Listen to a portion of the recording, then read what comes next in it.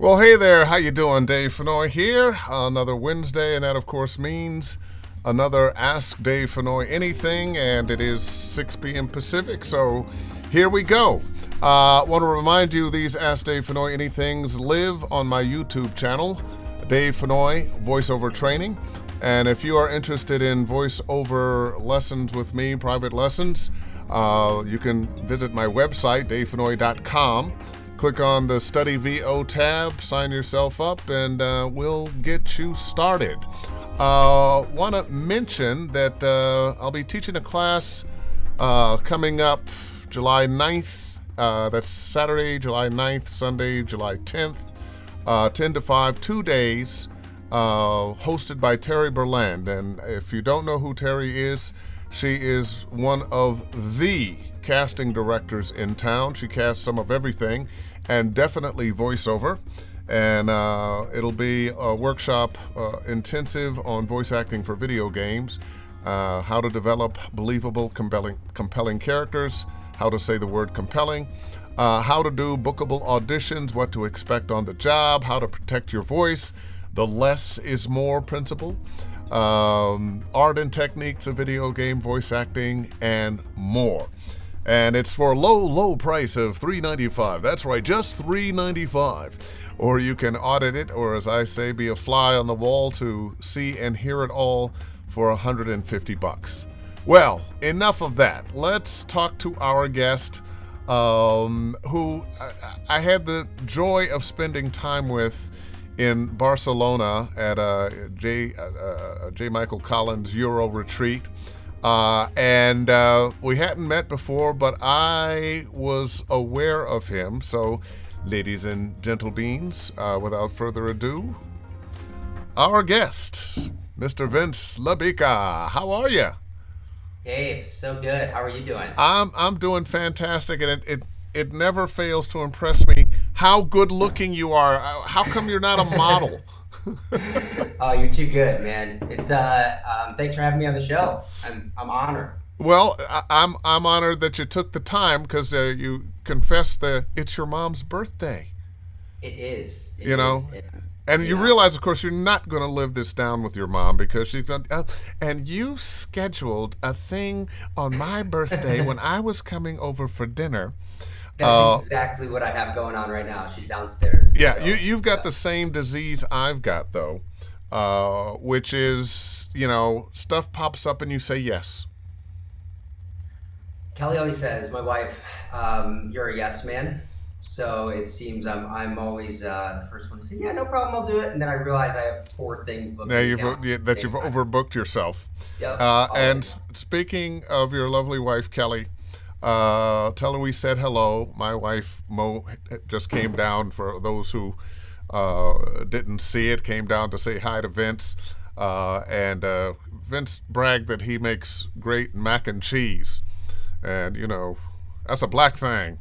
It's And one of so my we're very specialties. skeptical of people that aren't us who say they make great mac and cheese. But we're gonna check it out.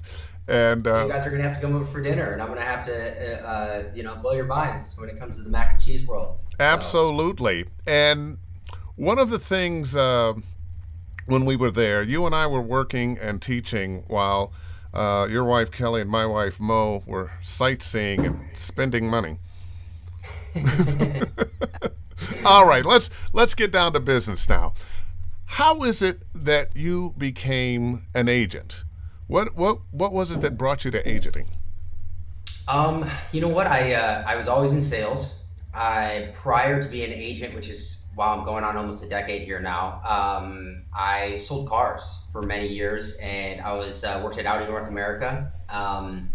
And I just basically I got into the business. I actually did a commercial. I played a valet for an on-camera Audi spot. They ended up shooting a spot at the dealership I worked at. I met the director, and I was like, maybe I can get into this as like a secondary kind of thing I could do on the side. I didn't want to be an actor or anything. Just wanted to do on-camera commercials. And funny enough, my wife at the time, or Kelly at the time, was working at with Trisha's brother-in-law. So, and it just so happened that he connected us, and I went met Trish, and then I met Cam, and then I met Jeff, and the rest is history. I started as an assistant, and from there, it's just been, I within like 2 years, I got my agent title, and from there, I've just been trying to kick ass and take names. Now, there are a lot of agents in town, and there are a lot of good ones. And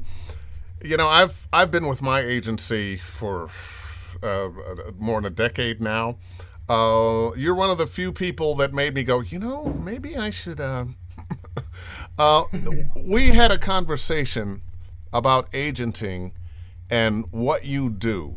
And it was so revealing of the steps you have to go through. So many of us just think, well, you sit by the phone, people call, you send out an email with some auditions, and if they want to book you, well, yeah, how much are you going to pay? Great, and we got it. Here's the contract. Let's go.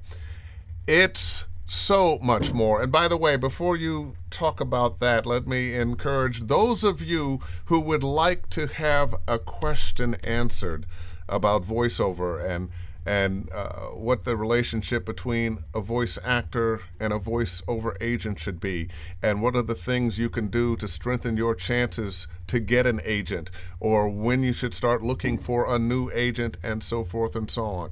Start putting those questions in now. So, first thing, I say that our real job as voice actors is to audition. Because for me, when I'm on the job, I'm just having fun. But to get those auditions, you have to do something. Somebody has sent you an audition. How does that show up, and then what happens? Well, basically, as far as like breakdowns, you're talking about as far as various buyers, correct? Yeah. Yeah. So when I get those things, they come in, and most of the time, obviously, everything's an established rate, which is great. Some of the stuff that does come through that you have to negotiate. I just try to make sure it's worth the while. As I put it, we are working at a top tier level, and I just try to make sure that when we're the first level of the vetting process. We're the filter for what talent should be reading, right? So.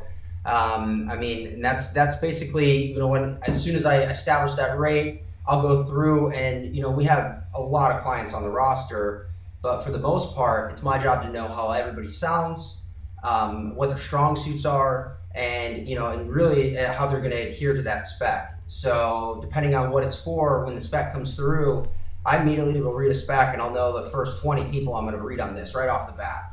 So, and I try not to be too overwhelming on the auditions, because that's the also thing. You can't read everybody on everything, and so when you are selective on things, I try to cut my projects down. So it's, you read 35, you cut it down to 17 or 20, and then you have 20 clean cut, uniform slated auditions that sound great. And let me get this. So maybe you've sent out the audition to 35 people, and then you cut that down to about 17, and then cut that down to but you sent it out to 35.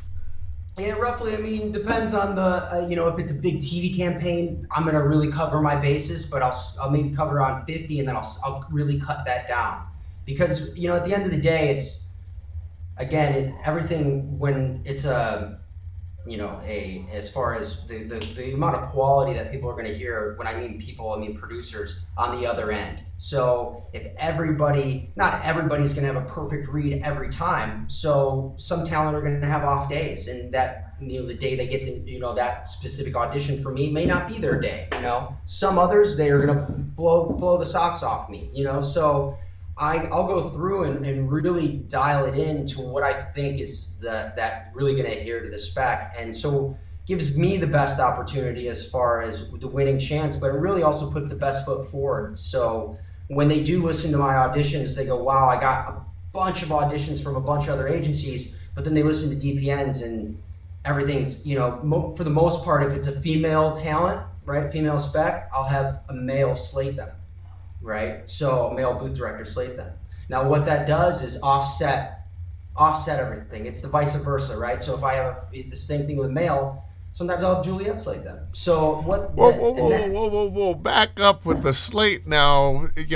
Slates have become this thing. Slate, no slate, slate in front, slate at the slate end, and back, yeah, slate this, that. everything. Um, so most of us are working from home. Most of us have home studios now. So are you having auditions sent in, and then you have somebody else do a slate for that So yeah, audition? we have two booth directors at DPN that are full time, and so for the most part, they help me manage the projects. So when you get sometimes you get a lot of commercial auditions all in at once, and as I'm sending them out, I have Dave and Juliet organizing these projects via and so when it is a talent slate, sometimes especially on a bigger or higher quality audition, maybe a big TV campaign or something like that, I like to really button it up and really make it clean. I go through and a lot of times a talent note too, especially with me, they at least minimum two takes on something, because sometimes I'll say, hey, flip the takes, or use the intro to the first and cut the back half for the second. So I do get a little creative in the sense of like quality control, right? Because if you send everything out and you just send it out as is, the odds of you having some sort of, it's just the quality isn't there. There could be a blurb, or if you're not fully listening into everything or really going down and editing these things, it's you're not putting your best foot forward. Well, it's interesting because I was so impressed with the things you do when we were having our conversation in Barcelona, and you're continuing to impress me because I don't think most agents take the time to you'd have to listen, and then okay, this female, let's put a male voice tagging, and let's listen and maybe do a remix or change the order. Let me ask you this. So often an audition comes, the specs are there, you've read the thing, and 2 weeks later you hear it on air, and it's diametrically opposed to what they asked for. Do you ever just pop a few people in that are counter to the spec? You know what? And that's interesting you say that, because sometimes I'll get the spec and I do homework on spots, right? Just like talent. Talent should be doing homework. So if you get a tied spot, you should look up on iSpot.tv how the last 5 or 6 tied spots look, and you'll some degree get brand patterns, right? So certain brands will kind of have either not even similar talent but similar reads, right?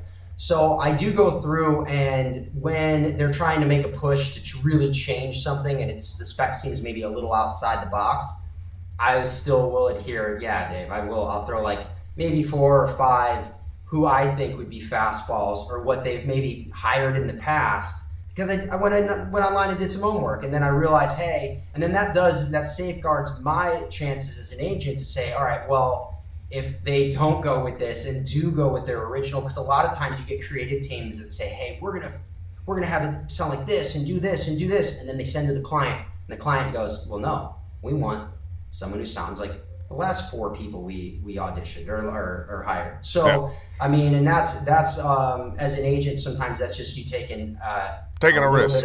little bit of a risk, yeah, for sure. Which I mean, you have to do. So, and then like when it goes back to the amount I'm sending, sometimes I'll send a couple more, and then those few more will be the oddball read, Yeah, and on those tight spots, you're going to be seeing my buddy Scott Parkin. That's right. Oh, good old Scotty. Gotta love him. I'm going to jump into a couple questions here right away. Mia Goldblatt Herschel, what makes you want to listen to demos when you receive them? On the other hand, what turns you off? And let's start beyond her question. How often are agents listening to demos? I have a sense that it's not something you're listening to every day. When do you listen to demos, and why would you decide, oh, I'm gonna listen to demos today, and that one, but maybe not that one? I make a folder, right? I have a submissions folder. I roughly get maybe about 50 submissions a week with demos and everything else. The first and foremost is usually the time it's sent, right? If I get emails sent at 2:30 in the morning and they don't address me directly, well, that's probably a goner. You know what I mean? For the most part, when people send, usually during work hours, and they address me, Vince, and they know exactly, because you wouldn't believe how many submissions I get, and people think I'm an on-camera agent. They send me their on-camera stuff, and I'm like, oh, okay. So, Well, they always people figure, well, as good as he looks, he must be doing on camera. Oh, Dave, you're too good. No, so I really do. I dive in, and I sometimes when I have time throughout the day, or if I'm a little slower on one day, I'll dig through and I respond to a lot of these. And even the ones that maybe aren't up to par, or the demos that I feel are talent that are maybe slightly greener, that would be better suited at a smaller boutique agency to start, to, because that's really to do when I do get some of these things. A lot of times the demos that, or the things that make me really want to reach out to that talent, or the people that say, hey, here's a demo I made, it's updated, but here's 2 or 3, even if they are industrials, real work spots. I did these on Voices 1, 2, 3, but I got paid for them. The real spots. I'm starting a collection of my work, and even if you don't have that, the people that have made demos, I've realized too, you can tell right away if you put some time into your demo, or even some thought into it, because for the most part, it's really easy to go online and say, all right, well, if you have a Toyota spot or Petco spot or whatever, let's say those spots throughout your demo, your commercial demo, and you go back and you have music bed that's outdated, or there's a lot of things that are red flags. Sometimes I'll say, well, obviously this is a fake demo. There's some people that really get by me, and I'm like, wow, the only reason I don't know that this isn't a real spot is because I have the voice up for that. You know what I mean? So, but other than that, I'll be like, great job, and those are really the people that I'll say I really will spend some time on.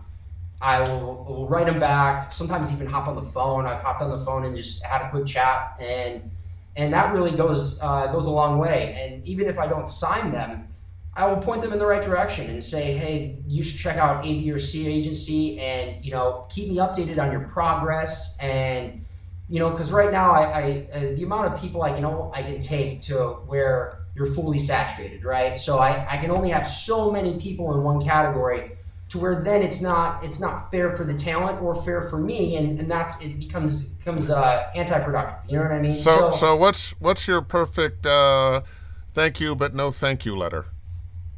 Perfect but no thank you but no thank you. I really, what I do is I try to say, I always end it off with basically, just letting them know, like, I thought your demo was great. It's competitive. These are a couple things maybe I slightly would change. Spot order, give them a couple pointers, but then say, I would check out this or this or this agency. These are some smaller boutique agencies that really can help you develop. You'll get more agent face-to-face time, and keep in touch with me. Keep me updated on your progress. I like your sound. Those type of things, because you wouldn't believe, I'll do that, Dave, and sometimes a year or two down the line, I've gotten an email back, and hey, I think I might be ready for you, and they're sending me real spots. And that's another thing too. Like I tell everybody, whether you're getting paid for, Tony's Pizza Shop Industrial, that's a local whatever, or like a nut and bolt how to install a table for, whatever company, anything that's real work, you should always get a copy of, and it's very easy in the session. As soon as the session is done, hey, can I get a copy of that spot? As talent, this is going to be your digital resume. As you go on and you continue, you have these in an actual MP4 format on your computer. If it's a video, or whether it's just an audio clip because it's a radio, these are going to be things that you can showcase and say, this has real production value. Someone produced this, someone paid me for this. And that really blows any demo out of the water. At the end of the day, I'd rather get real spots and say, wow, this person actually has a good amount of lengthy work. Regardless if they're TV campaigns or industrials, they're still being paid for it. So I do try to take that as when I see people do that, and I think it's great. It lightens my ears, as far as when it really makes my ears perk, because I'm like, oh, these are real things. So I gotta handle a little social stuff here. There's a few people want to say hello. J. Michael Collins, there he is. Hi guys, he says. And man. Oh, there's Erica. How are you? Hey, Vince and Dave. And speaking of newly signed people, Bruce Everett Sherfield. Hey, fellas. We'll always have Barcelona. Absolutely. And enough of that, right back into business. Let's see. Maya, another good question. Are cover letters with submissions really necessary? What sort of info do you think should be included on a cover letter email? Not necessarily. I mean, really, the email, as long as it's just kind of more so short and sweet to the point. You have to think when you're writing an agent, as long as you're directing to them, you know what department they are in, and you're sending the correct demo via the department that they're in. Or, I'm listed online as promo trailer narration, but I did work in commercial for 6 years at DPN, and now I'm back into doing commercial as well. So I'm kind of a little bit, if you were to kind of know the background, you would send me all three, right? So, realistically, when you're, as far as outlining on an email, you kind of just want to list where you're at, what your home studio setup's like. You wouldn't believe how many people send me and I'm like, do you have a home studio? And you're like, oh yeah, I do, or they don't. Very to the point, friendly, to the point. Make sure you address the agent, like I said. Add your demos in MP3 format. Sometimes links, people get a little sketched out, especially nowadays. So, I mean, those things, and really like the most crucial things, and the location you're at. That's another big thing. If you're not in LA, hey, I'm in Oklahoma or I'm in Dallas or wherever. Doesn't mean you might not sign them, but you need to know. So if you do and they book something, you can tell the client, oh, well, they'll have to work remotely. Well, that's exactly it. And, I also like to know, just because of the time zone factor, Yeah. That's, and I have people all over the country that consider me their home agent, right? Yeah. So, and that's always doable. Everybody works now, especially after COVID, everybody really moved out of LA and still has their main agent as their LA agent, so, I mean, it's with technology now, but yeah, really more so it's the demos. Cover letter is really not necessary. Quick snippet about yourself. Sometimes I get letters that are emails. Way too long. Yeah. Way too long, and the home studio setup's real key for me, and contact information, sometimes, the phone number and everything else. And those are the emails I like to answer, because it's not too much in depth. I can respond very quickly and say, hey, I like your sound. It's great. You have a home studio with Sports Connect. Couple of short paragraphs. Yeah, that's exactly it. Yeah, couple short paragraphs. I when talking to my students from time to time, and the thing I say, like, keep it short. You want the right information, but keep it short. Everybody's busy, and if they don't get back to you the next week or even the next month, don't take it as they don't like you or whatever. They're busy people, and you book something. If you get a response and it's a no, you book something, let them know. You take some classes, let them know. Stay in touch. Keep that relationship going. I've got a guy here. He's trying to get his career off the ground. I don't know if you have any advice for him, but Joe Cipriano. Great to see you, Vince, on with Dave. Super information. I hope you folks are taking notes. Awesome advice, Vince. Love you, Joe. Joe, so good to hear from you. Hope you're doing well, Joe. One of my favorite people. And let's see, we got another question here. Sandra Nicole. Great shot, Sandra. For voice talent signed to your roster, how often do you like them to check in about how they're doing? Or do you prefer talent to be low maintenance and not check in often? Very good question. It's a great question, Sandra. A lot of people have this facade with agents in the sense of, I don't want to be bothersome, right? And there is a level to that. You want to be checking in every day. But I'd say once every couple months, depending on the amount of auditions that you're doing. Sorry, did I freeze? You froze, but we can still hear you. Sorry. All right. There you go. All right. Depending on the amount of auditions you're doing, you want to stay current with the fact that, am I sounding competitive still? Especially if you're newer to that roster, right? So, and checking in with your agent isn't a crime. It's a partnership between you and the agent should obviously want to give you feedback in the sense of that you're not sending your auditions off into the abyss, and you have that self insecurity about do they sound good, right? And the agent's just churning and burning, as I put it, because he's just continuing to work without you reaching out. She's never going to know that am I sounding current? Am I sounding competitive on the stuff I'm sending? Is there any tweaks that need to be made? And for the most part, every couple months you check in. I have talent to do that all the time. How's my stuff sounding? It's sounding great. And I usually tell them, believe me, you'll get a note, you'll get a phone call if you're off. And I do pick up the phone. If something doesn't sound right to me for an audition and I have time, that's the first thing. Hey, really quick, so-and-so sounded slightly off. They could sound way better.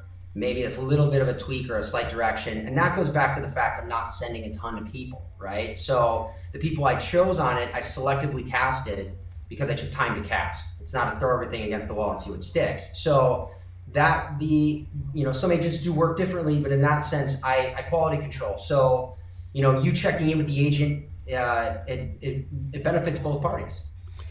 How about getting in touch with your agent when maybe you've been getting lots of commercials, but you'd like some TV promo or narration, or you're the commercial agent, promo agent, narration agent, but maybe they want to see if you'll talk to the person that does casting for animation and video games, or maybe talk to you about it. Yeah, that's one of those things is I put a commercial as the on-ramp to voiceover, right? It really is. Truthfully, it's commercials. There's people want to hire new people all the time, producers-wise, right? Production-wise. And promos, it's a little bit more niche, and the read's a lot different. So that's one of those things. It boils back down to I always give everybody an opportunity if they're going to put the work in. So if you come back to me and you're like, I've taken X, Y, and Z classes, I'm working on my promo demo, I'll send you once that's done. And, for the most part, you got to have, as an agent, to showcase some sort of work. And if that person doesn't have work, you have that demo to showcase that, right? And promo does work. It is very audition driven, just like commercial, but there is cases where people are like, they don't have time. They're like, send demos or send samples, right? And I either will send real work samples or that person's demo if they don't have it. And, same goes for narration. Narrations, there's a non-nuance to it. You have to have the ability to not only nowadays sound conversational, but pull the audience in with your voice. And it's a different read, but again, it kind of boils back down to if you're putting in the time, I'll give you the opportunity, right? So I've recently even had some people that have been on the roster for a few years, and I really want to get into narration, Vince. And the next narration thing I don't send it too many, especially with narration or promo. That's probably even way less than commercial, right? And I gave them an opportunity, and they surprised me. So that was just due to the fact that individual had been taking classes and had been working towards that. And so I always feel if you're going to put in the work, I'll give you the opportunity. Animation I can't speak for, obviously.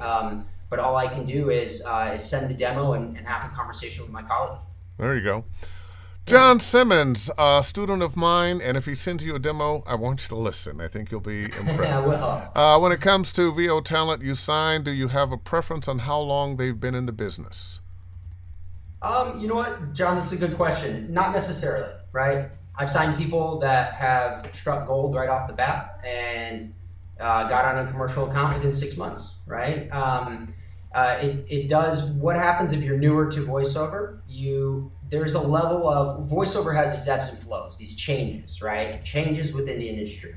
And Dave, I'm sure you know this. Obviously, commercial voiceover sounded a lot different, maybe in 2015, and then it did in 2012, right? So these ebbs and flows and what the commercial read really is changes. It evolves, and so a lot of people over the years have made a lot of money with a certain read, right? So if you're a more experienced talent, maybe 5 years ago, 6 years ago, you had a read that really brought you a big account, and that was kind of your go-to read because you made a lot of money off it. Psychologically, that's how talent, this was my money maker, and I'm going to kind of have different versions of this going forward. Well, if you're newer and you're greener, you don't have bad habits. Right, so it's one of those things where you can kind of be molded. You can, as long as you're honing your craft and you're continuing to get better.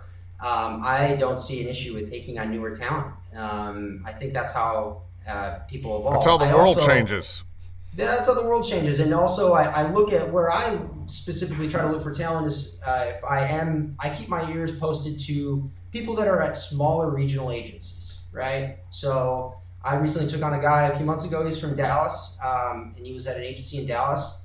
I heard his voice a few times, perked up. I figured out where he was from. I ended up going to VO, the Dallas conference due to J. Michael, and ended up meeting him there, and I ended up signing him. And so that's a perfect example to try to, when you are newer, you start at some of these smaller agencies, and you'll get more face time with an agent. They're going to have smaller rosters. You're going to get more swings at the plate, and a lot of times, especially depending on the area you're in or what part of the country, you're going to get a lot of local stuff to start off with, and it's great because you're not going to necessarily leave that agent, but you're going to hit a ceiling where you're going to say, well, I want a higher tier of auditions, right? Yeah. So, and that's really where I come in, where I try to find some of these talent that are at that cap, and again, they're not leaving their other agent; they're just now have me as an additional source of swings at the plate, I'd call it, or scripts, right? Opportunity. You brought up something about talent that has been around for a while, had a particular read that was working for a while, and as time moves on, the world's going to move on from that read. I know for me, a lot of students that I work with are, say, people who came out of radio or old school announcers, and I think the hardest part, I know it was for me when I was making the transition, was you hear in your head what you think is right. That's it. And the world changes very quickly. That's it. And very quickly, that thing that felt good and sounded right to you is no longer good and right, and you have to be able to adjust. 100%. I mean, I would have to give it to a lot of the people on my roster. They are always honing their craft, right? I mean, some of it's even, right, even physicians have to see doctors. How is it put, right? Yeah. I mean, at the end of the day, it's like even some of the top tier talent on my roster still take classes.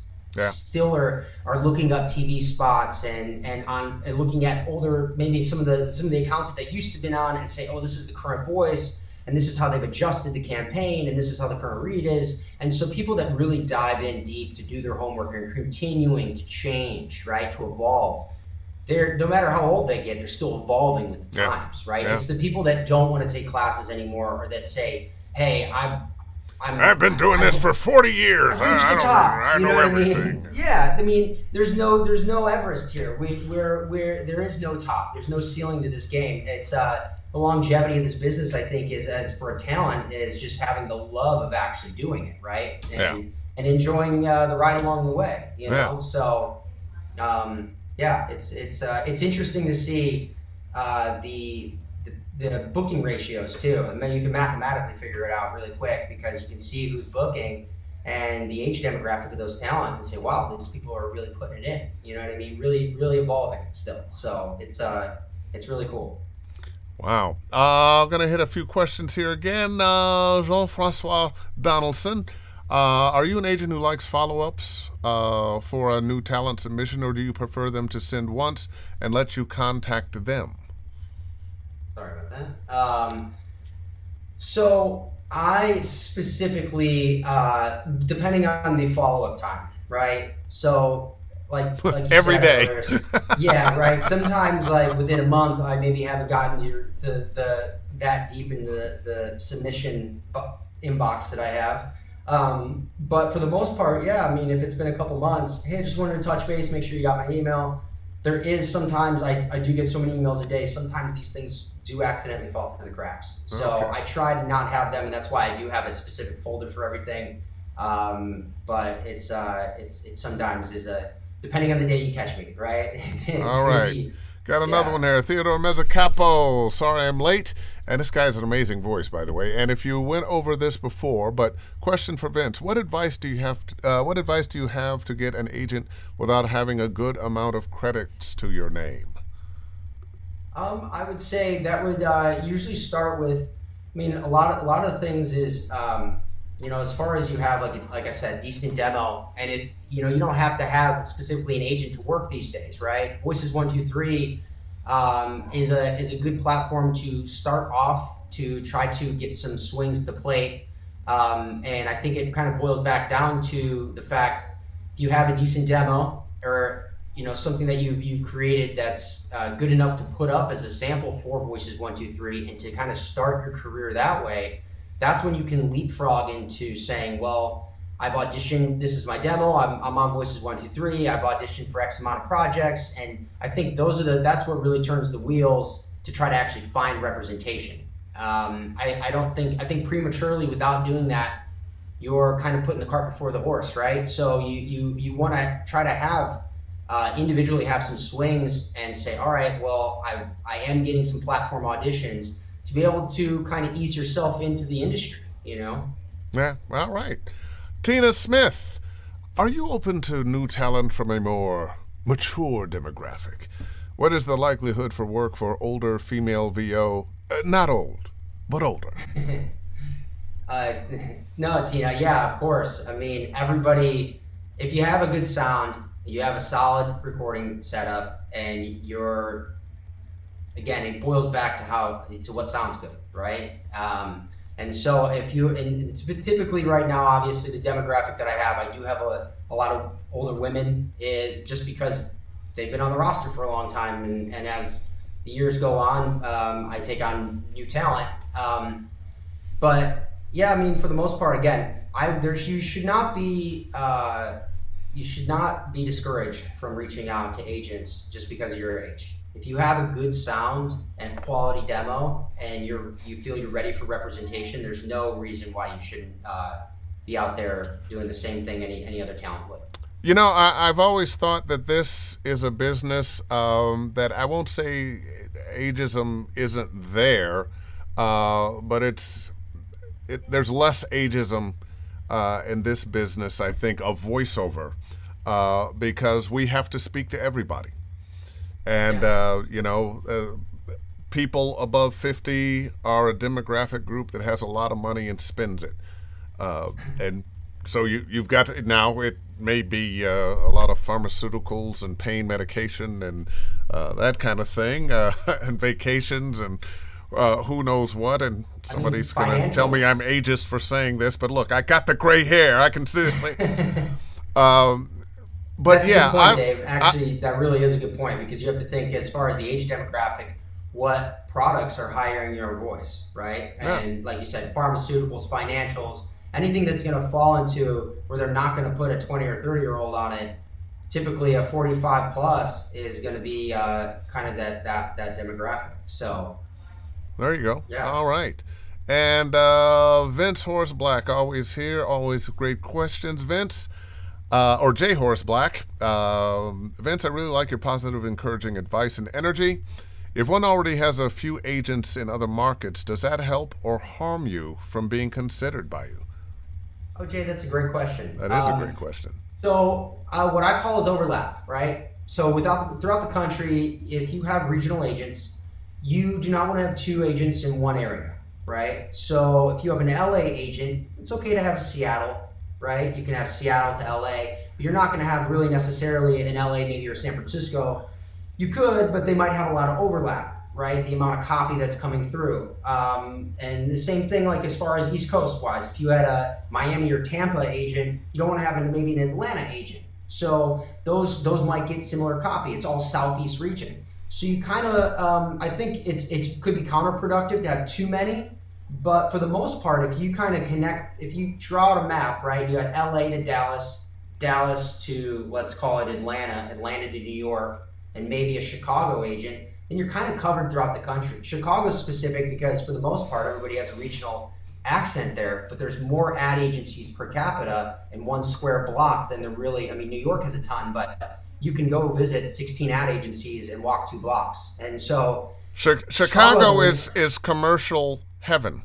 Heaven. It really is. It's commercial heaven. So I definitely agree on the fact that you want to have, by doing that, you're gonna maximize your opportunity. You're maximize your swings at the plate. And so with that, and without having too much overlap, Denver to Dallas might have some overlap, but you just kind of don't want to be too close to that individual in the other city. And if you do get the same auditions from two different agents. How do you decide who to send it to? So this is good. So for the most part, you're going to have your three or your two agents that are going to be your big agents are going to be either New York or LA, right? And so you're probably going to declare one of them your home agent. And by doing that, you just have a conversation with that agent and say, well, I'd like you to be my home agent, meaning that agent has the right of way, right? So I just had a talent text me a little bit ago and said, hey, do you have so-and-so script? And I said, I have X, Y, and Z, but I don't have this. Read on this, but you're going to be covered on these others, right? So that's the difference, because then it gives me the right of way for that individual talent. But she lives in Atlanta, So that right there that's giving you have somebody established as your home agent, and then everybody else, you kind of do the check-in with that person. And that home agent could be maybe the agent you're closest with. It doesn't necessarily need to be in the bigger demographic. But typically, if it's going to be your home agent's probably going to be one. Typically, you're going to be one of your bigger agents, right? Either in the New York or LA market. I've got a question. Not that it's an issue for me because I live in LA, but for a talent who doesn't live in LA, but they have you as an agent, what are the hurdles that they have to jump over or you have to jump over? What are the issues that you see that they could help you solve, or the information you could share here that would help them be able to work with their LA agent better? What, as far as like establishing them as a home agent? Is that what you're establishing them as a home agent, time differences, how you work, how you communicate. I had a very good friend. He unfortunately has had a stroke and can't work. Tom Kane now, great talent. He moved to Kansas and didn't miss a beat, but he didn't tell anybody. And because we all have home studios, he was able to pull that off for years before anybody figured it out. Nowadays it's de rigueur. Yeah, I mean, it's business as usual. For instance, the talent who lives in Atlanta, I don't list her as like an Atlanta talent. She just goes under my roster as everybody else, and so I mean, we're off to the races. I just, again, it boils back down to what sounds good. So you could live in Atlanta for all I care. If you're going to adhere to the timeline I need and turn top tier auditions in on time, then we're good to go. As long as you have Source Connect, a good home studio, there should be no reason why you can't consider a New York agent or an LA agent, or they're your home agent, and go from there. As far as the working process goes, I just expect everybody to adhere to the deadline I have. So if you're on East Coast, you have a jump on the West Coast because you're 3 hours ahead. And I do have talent in Hawaii. I have a few talent that are in Hawaii, so they're 3 hours behind. So right? I mean, hang loose. And for the most part, they're on time. They get all their stuff. They're just as competitive as somebody that lives up the street. So in that vein, Tina Smith, I'm in Portland, Oregon. Would it be wiser to seek an agent in LA, visit Seattle, San Francisco, all three? Yeah, right. I mean, I would say maybe start LA first. San Francisco is going to be a smaller market. If you're in Portland, I know Portland has some good agencies, and I work with a bunch of ad agencies in Portland. So there's definitely a lot of work up there. But if you have an LA agent, I think that's a good spread out right there.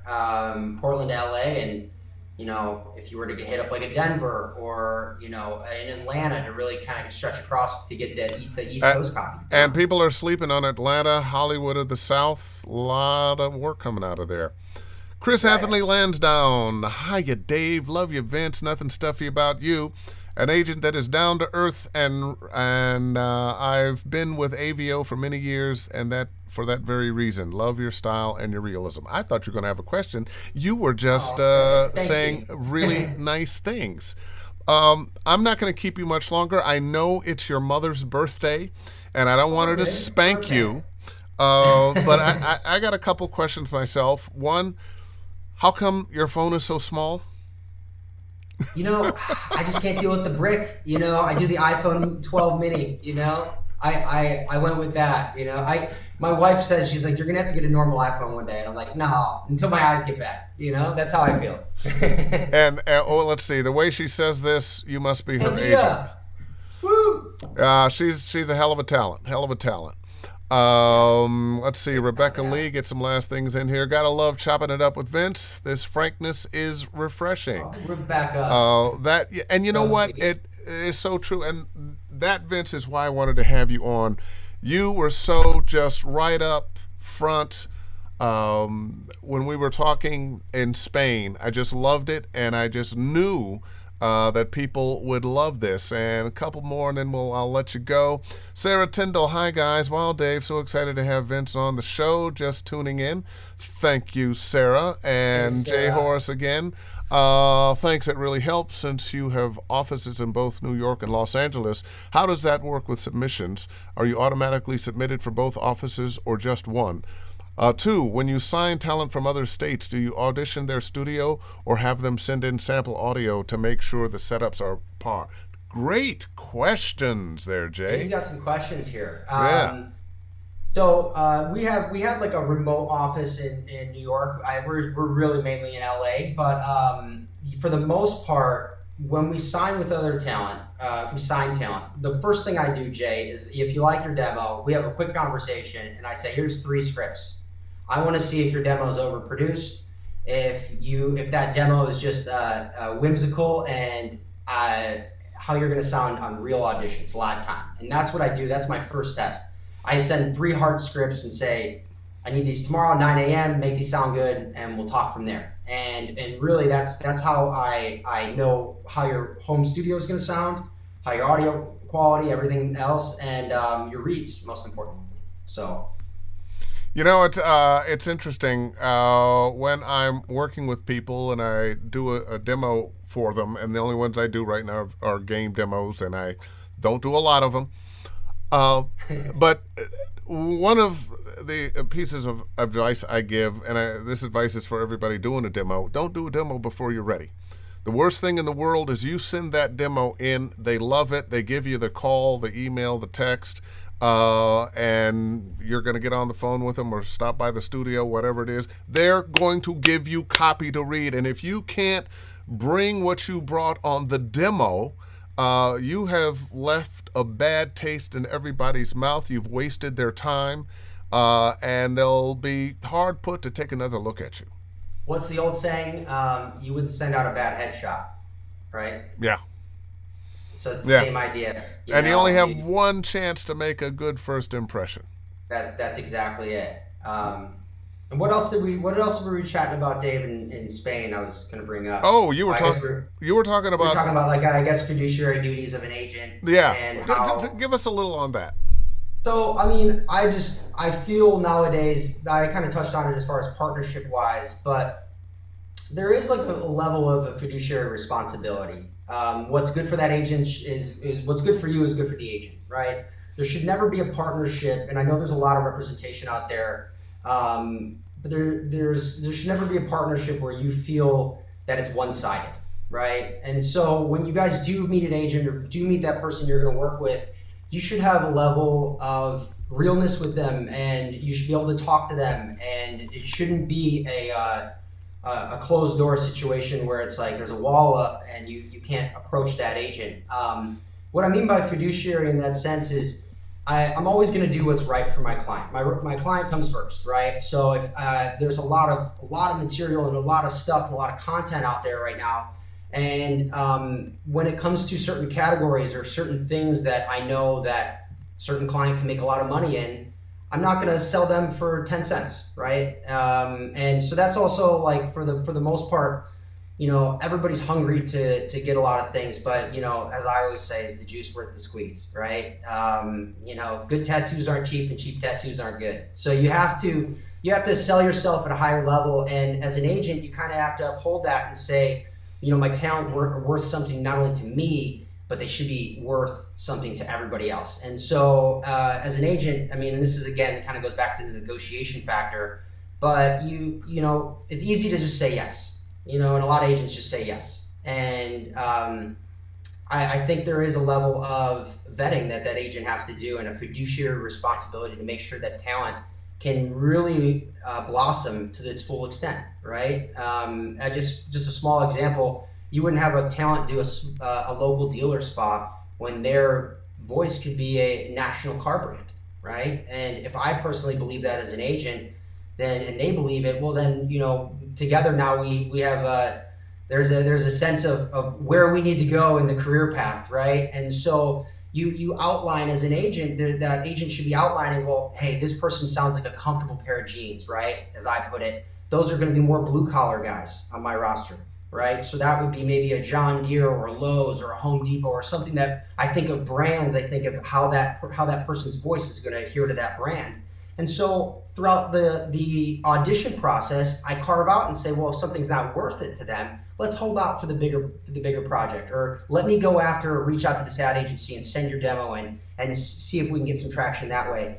But I think there's just a level of where some agents, and I'm not trying to rough the feathers here, but some agents just like to say yes and just, well, it's money, they like this guy, let's just do it. When realistically looking at the bigger picture and taking a step back, sometimes instead of saying yes to 10 cents, you can get, a lot more down the line. So it's, so I guess being patient and just having that vision with that agent is key. That makes sense. Sorry if I went off a little bit. That does make sense, and we did talk about that, and actually that was one of the things I wanted to talk about, and thank you for bringing that up. Just one more question, yes or no, and here it is. Do you believe in perpetuity? Forever is a long time. And to answer your question, I do not. I do not believe in perpetuity. That is it's the devil of our business, right? Because if they have it forever, and they own the rights to that material, they can recut, repurpose, reuse, and that just isn't good for down the line. When you can always put a term. Industrials are typically a longer term, but in perpetuity on anything else, it just doesn't fly. So. Yeah, that just fly. Well, listen, I am going to let you go so you can, I know there's a ton more questions, and we could be here beyond 7, but I'm not going to do that to you. Listen, Vince, Mo and I can't wait to come by and have dinner and at some point get you guys over here. Thank you so much. This has been wonderful. The information that you shared, I know, is appreciated by everybody. And I'm going to ask one question. When we come out there, if it's early enough in the day, can you give me a surfing lesson? Of course. I mean, you guys are invited anytime. So okay. I know we're already getting some dates in the books, but maybe we do a beach day. We do a beach and mac and cheese. Well, day, that sounds good. And just don't laugh too hard when I'm trying to get up on the board. Oh no, not at all. Come on, we'll do it when the water's warm. All right, I'll let you go, my friend. Thank you so much. And thank you. If people want to get in touch with you, I know they do. Well, I'm not going to give out your email address, but he's a DPN. That's right. All right. Find it on the website. There you go. Thanks, Dave. I appreciate you. All right. Take care. Right back at you. All right. Bye. How about that? Vince LeBica, everybody. Just a fantastic agent, fantastic information. I want to thank him for, even after realizing that's my mom's birthday, he still decided he would spend some time with us and some great time, some great information. Once again, if you tuned in late and missed it and want to hear it all again, you can go to my YouTube channel, Dave Fennoy, Voiceover Training. And you know what? Subscribe. Yeah, subscribe. If you're interested in voiceover training with me, visit davefennoy.com. And you can click on the Study VO tab at the top, and there we go. Thanks, everybody, for joining me, and I will see you next Wednesday, same bat time, same bat station. And in the meantime and in between time, of course, book something.